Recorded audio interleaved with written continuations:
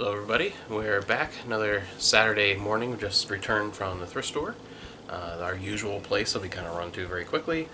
Went in and it almost was dud day. We left with almost nothing, and then they started bringing more stuff out, thankfully. Bring it out. So yeah, because originally at first it was almost done. One thing they found is this Beat to Hell and Dirty PlayStation 2 original fat model that ended up being, I think by weight, was about $4 though. So I'm picking it up basically just as a project for myself to clean up and test and see if I can get it working again.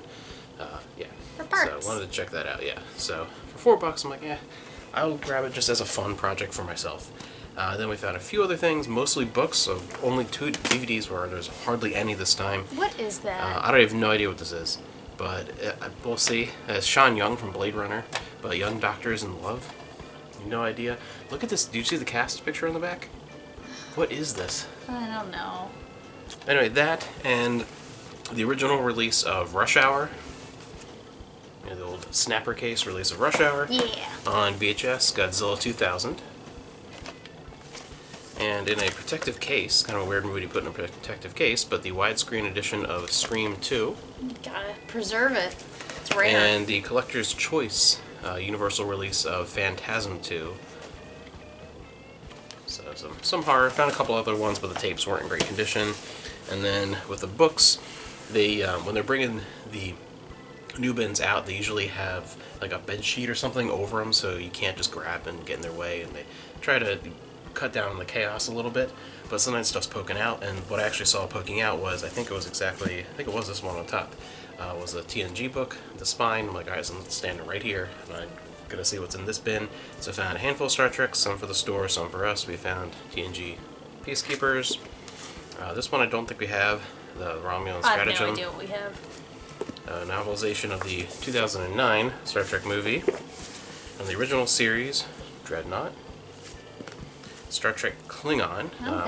We have the hardcover of this, so I don't know if we'll. Oh yeah, we do. We have the. Big. So hardcover. So we might keep paperback. That we'll see.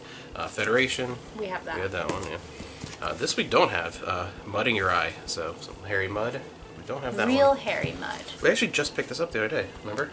Probe, which is the sequel to Star Trek 4. As far as continuing the idea of that probe and the story of that. So we just picked that up the other day. And War Drums. So a bunch of Star Trek, and then some other stuff. We got some Ginny B. Jones, some Piers Anthony. I think we got a couple random books of his. Terry Goodkind, this giant Terry Goodkind book. Orson Scott Card. 13th Reality. I don't know what this is. I don't know, but it's book 1 I feel like we're living in the 13th reality right now. We had the first book in the Instant Age series. You've read those. I've read. We have that. I don't know what this is. Some Elizabeth Peters, which is interesting because I never find paperback Elizabeth Peters ever. Never. That was a Kmart sticker on it. An old Kmart. Kmart sticker. Our last Kmart is closing. Yep, last one in the area. Yeah, it's kind of in one of the crappier old, areas, but it's Where are all last of one. the Kmarts? Yeah. One of the Princess Diaries hardcover books. One Magic Tree House. It's a hardcover one. Mm-hmm. And then we got 2 Charlene Harris books. So, and that was it. So, pretty decent as far as books, and especially, this was almost all from when they brought the new stuff out, because there was just... Except for your PlayStation. Yeah, except for the PlayStation. We almost left with just a junky old PlayStation. Probably doesn't work.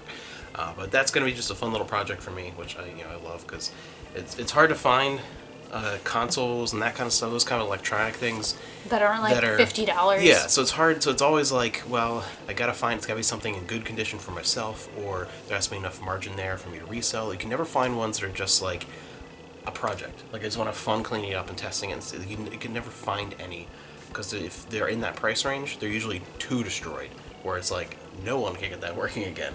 But this will be a fun little extra thing. So yes, that was our pickups video for today, and I will be back with another pickups video very, very shortly. This is all stuff from the thrift store, but we also have some things that we got online recently that I've been kind of holding off on stuff until most of it gets here. Do a pickups video for that, so stay tuned for that.